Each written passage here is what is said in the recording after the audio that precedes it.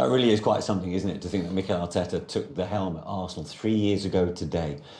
The progress has been pretty rapid because that was seen as a big test tonight for Arsenal. I don't know if it's been rapid. I think that him and his staff and Edu, they've all got to get credit. Vinay upstairs with the plan, because it was always going to be a big job for him to turn it round, the culture. You see how the fans are back involved now. It's a young managerial team from upstairs all the way through.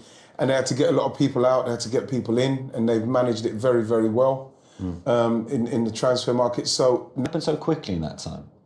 No, not at all. I think it's very difficult to be competing with the Manchester Cities, the Liverpools of this world at the moment. But Arsenal feel as if they're making that breakthrough. They feel like they're the closest team to ending that domination, let's say, over the last decade. It's been quite a painful afternoon listening to him crowing all day. But I have to doff my cap and say Arsenal are the real deal now. They are. They look very good, and I really can't wait to see them playing the likes of Manchester City, and because they're looking in real good shape. They've got some brilliant players, and they've got a great vibe around the club. So yeah, it's all looking good. Trailing 1-0 at half-time, you were not just confident, but there was almost a touch of arrogance in, because you knew I was being arrogant. You knew there was this ability for Arsenal to go through the gears and find that winning time. Well, the thing is that you got to believe in what you're doing. You listen to Gabriel Martinelli there. He said that they were doing all right in the first half.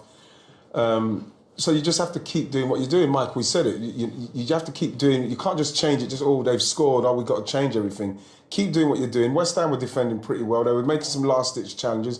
I didn't think there was enough width. Me and Michael saw that, and then they got it done in the second half, and then all of a sudden it started to change for us. Yeah, 2 goals in just 5 minutes turned the contest on its head.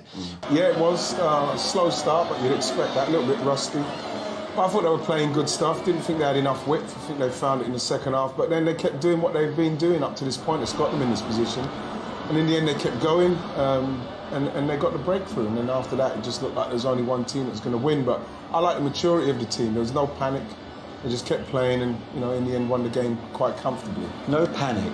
Now that's key, Michael, here, because at half-time, you didn't ever get the impression that they'd lost belief, and that's been key here once again.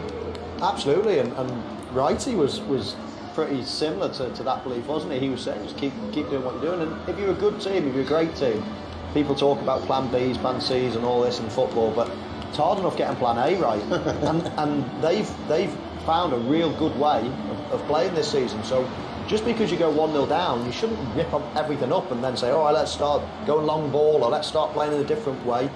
They're playing very, very well, this Arsenal team at the moment. You can see the confidence is oozing out of them. Yeah. So, just keep going. A lot of the time, just keep doing the things that have got you in this position, and that's what they did. And let's not forget, there were 1 or 2 questions being asked of this Arsenal team, particularly in the wake of the injury to Gabriel Jesus. Yeah. Therefore, Ian, how important was it that the front 3 all scored today? Well, it's important, but the thing is, the goals have been shared out. But Gabriel Jesus is a magnificent player for us, and he gives more than just goals. Because you can see, you've got Eddie Nketiah who came on and scored. Delighted for him. Saka scored. Martinelli scored. The goals are being shared out. But it's the work that Gabriel Jesus does is what we miss. But today, with the way Eddie worked, I was delighted for him. He scored a goal and he worked his socks off. It was particularly important that Nketiah got on the score sheet, right, Michael? Yeah, I mean, he's a very good finisher, and I thought his goal was absolutely brilliant. The way he rolled his man, I'm sure we'll go on to see it a little bit later on. But he's all about goals, whereas Jesus sort of helps the team, even if he's not scoring. I think Nketiah's very much a goal scorer, and that's how he contributes. So it was very good for his confidence.